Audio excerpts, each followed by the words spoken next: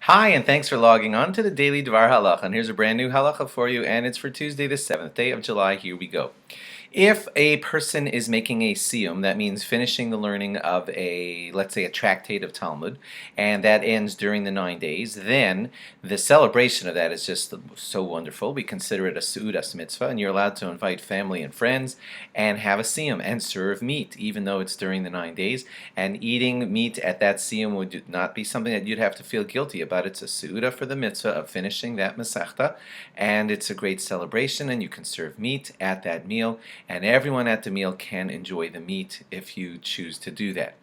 It would also happen if you finished an order of Mishnayos, like all of Seder Zeraim, or all of Nashim, or something like that, or if you finished a book of Tanakh, but that would be the book with one of the commentary. Like it could be the whole book of Genesis, of Bereshis, but with one of the commentaries, like all of the Rashi.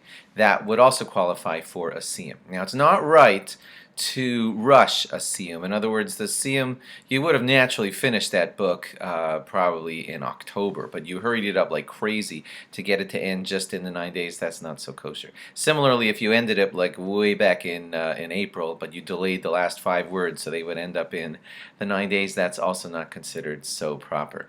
Anyone can participate in the Siyum. They don't have to be a person that learned all of it with you. Just a friend or family member who's invited to the Siyum, they may partake in the meat along with you. Some don't like to do this, and they say, okay, I know I'm allowed to have meat and make a Siyum and everything, but I'd rather delay it until after the 9 days and have the full-fledged happiness then. That's appropriate. If people want to do that, it's considered appropriate to do that. Also, we don't do laundry during the 9 days. Not that laundry is so much fun, but doing laundry is like distracting ourselves from the feeling of mourning, and therefore it should not be anything you involve yourself with during the 9 days. Try to take care of all your cleaning before the 9 days. So, like, it wouldn't even be appropriate for you to drop off stuff at the cleaners during the 9 days, even a non-Jewish cleaner. Even if you say it's okay, I'm picking it up after the 9 days, still, just bringing it there and dropping it off is distracting yourself from the mourning, and it's not considered appropriate.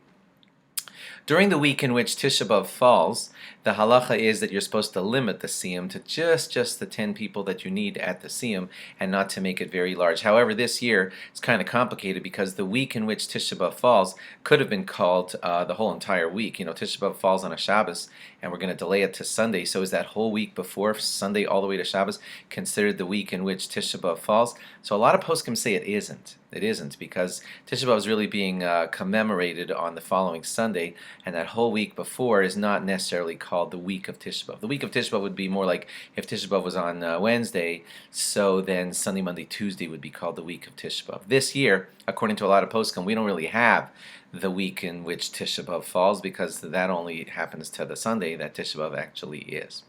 Thanks for logging on, and log on again tomorrow for more. Bye-bye.